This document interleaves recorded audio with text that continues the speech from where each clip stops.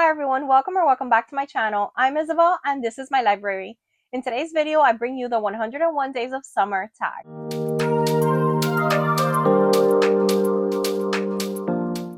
The 101 Summer Days tag was created by my friend Dee from the Reading Room 1972. So I'll go ahead and link his channel below. So I'm incredibly excited to be able to do this tag. I'm feeling all the summer vibes as I'm on summer vacation, and I couldn't think of a more perfect way to celebrate than by bringing you this tag all about summertime. So I have the list of questions here in front of me, and I'll go ahead and walk you through my answers. So question number 1 is barbecue time. Pick a favorite author. They are inviting you to a barbecue to announce their newest work. What do you hope they are announcing, and what are you bringing to share? So I guess I would want to be invited to the barbecue of one of my favorite thriller authors. There's just something about the summertime where I'm craving more thrillers than normal. So I would love to attend a barbecue hosted by Riley Sager or Lisa Jewell or Ruth Ware or any of those people. So yeah, if any of them were inviting me to their barbecue, my hope would be the same, that they are writing a new book or they're publishing a new book that is an isolated, closed circle mystery that has all the vibes of someone has killed someone and everyone is dying one at a time in like a tropical kind of setting or something. That would be my goal, that they're announcing that they are releasing a new book with my favorite trope, which is the isolated, closed circle mystery trope. As far as what I'm bringing to the barbecue, I'm not super domestic for those of you who know me, but I would probably take a bunch of goodies from Publix. I would take a platter of pub subs or chicken tenders or anything kind of like that. Those platters are excellent. If you guys have a Publix around you, or you've been there and you know about pub subs, or you know those platters, you know what I'm talking about. So I'd probably take a chicken tender one or a wings one, or a pub sub one, or one of the dessert ones. I love those too. So I would not show up empty handed, but I would not be doing any of the cooking. I would make a quick stop at Publix and buy a couple platters and make my way to the barbecue. Number 2 is road trip.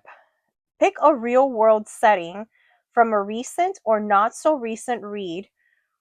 Where would that road trip take you? So I love road trips. I would want a road trip that kind of takes me, my favorite kind of road trips are usually from my hometown in Miami all the way up the northeast coast, all the way to New York or something like that, which is my favorite place in the world. And lately, every book that I read is either set in New York City or it's set in like New England. Like, I don't know what's going on, but they all have the same setting. So I'd probably pick a, northeast kind of road trip and just go through all those states, making little stops to shop and go to like the little bookstores and go to the little farmers markets or little towns. And yeah, that would probably be the road trip that I would want, from Miami all the way up to New York City, and enjoying my trip along the northeast coast of the United States. Number 3 is camping. Do you rough it, say tent and a sleeping bag, or do you require amenities? Will you read more than usual? So let's just say I definitely require amenities. I am not the camping type. If I had to do anything like that, I would probably prefer more of a glamping experience, where we are going in an RV and we can just stop in RV in different places and kind of enjoy it like that. I do love nature. I love nature, and I would enjoy an RV kind of camping experience, but I would definitely need the amenities. I think I'm a little too high maintenance to be just in a tent on the outdoors. The bugs would probably freak me out. The lack of abilities to use the restroom whenever I want, or wash my hands a million times a day as I normally do. I think that would kind of, you know, dampen my fun. But I would love to, go on an RV and have a camping like experience. And yeah, I would definitely love to read. I enjoy sitting outside in my patio to read. I love going to the park to read, to the beach to read. That's normally something that I really enjoy. So I do enjoy reading and the outdoors. It's just when it comes time to sleeping and stuff like that, I would definitely need some more amenities. The next question, number 4, has to do with festivals. You're attending a booktube festival where dressing as one of your favorite literary characters is the only requirement. Who do you go dressed as and why? So, first of all, how fun would this be, right? Like a booktube festival, and I get to dress up as a literary character. So, I think that's super fun. I think one of my YouTube friends needs to plan this. I think D, you should do it. It was your idea. So, this would be so much fun. And I would want like a cool, regal, fancier, older kind of outfit. So I would probably want to dress up as like Lady Macbeth or something like that. I think that would be kind of fun. Um, and then I'd have my husband dress up as Macbeth, and I think that would be kind of cool. Like an older kind of outfit vibe.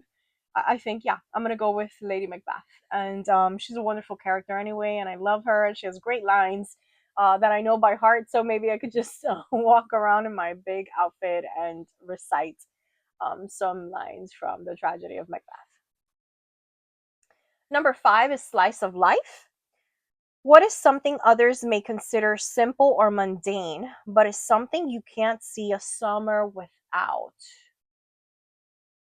So this one's a little tough. When I think of summer, I think of long days outdoors. I think of fireworks at night. I think of a lot of barbecuing and cooking outside. I think of long beach days. You guys know I'm a Miami girl, so the beach is such an important part of who I am and who I was growing up. And I just remember when I was a child, like all of our weekends were spent at the beach, and we'd go to the beach and we'd barbecue. I remember we'd run into the water and we'd leave like my dad and my mom barbecuing, and then they'd call us in when food was ready, and then we'd go back um, to the water, and it was just so wonderful. And there's something so beautiful about the beach. So I guess it would have to be spending long days outdoors by the beach, and having some barbecue and maybe some fireworks at night and stuff like that. So I think that would probably be like my perfect kind of, summer experience, because it's what I've known my whole life. Number 6 is scary story. Which author would you invite to go camping with you, knowing you would want to hear the scariest story they can tell around the campfire?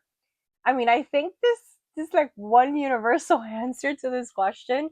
I would have to pick Stephen King. I mean, I can't think of a better, creepier experience than to have Stephen King himself like telling us, fireside, campside horror stories. I mean, that would be epic, I think. And so I would definitely pick him, and I would want to share that experience with him and have the honor of listening to him share a story.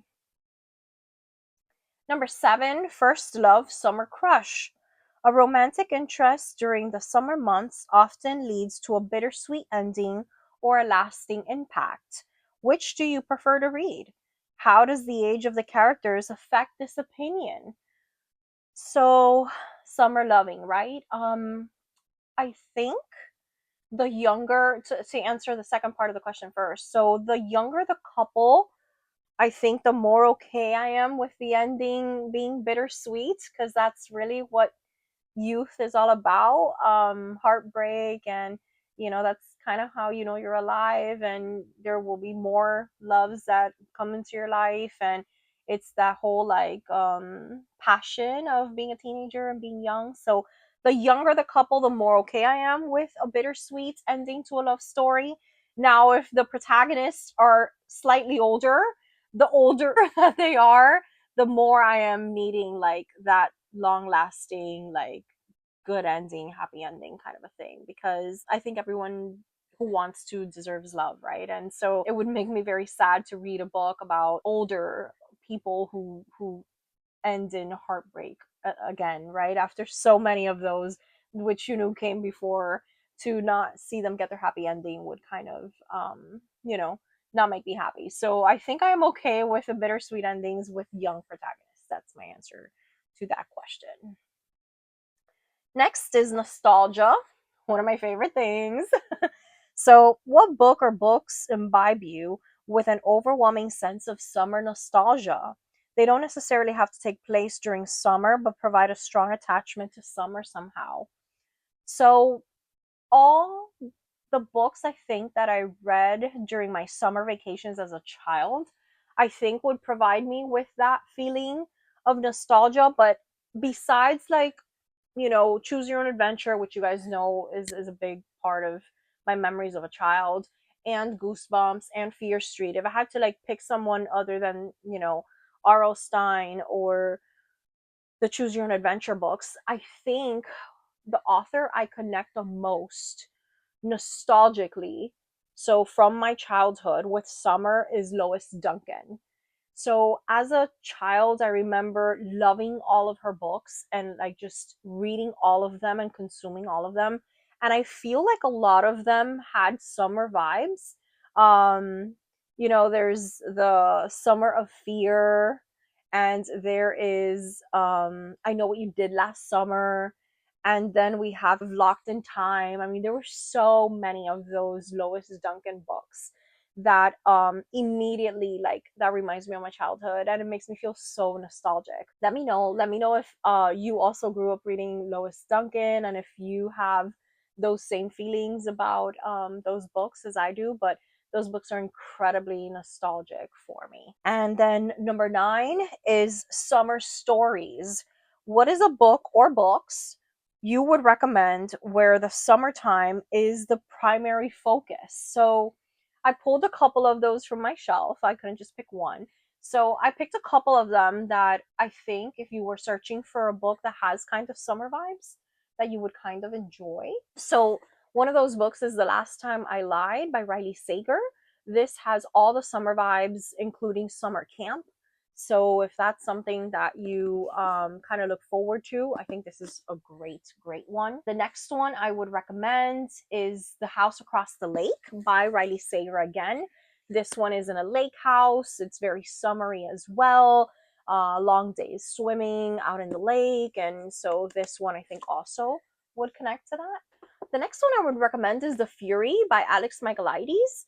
And I think because this one has like an island kind of setting or vibe, and they go off into an island and there's like storms, and a lot of times like islands and storms in the summer tend to be like a thing.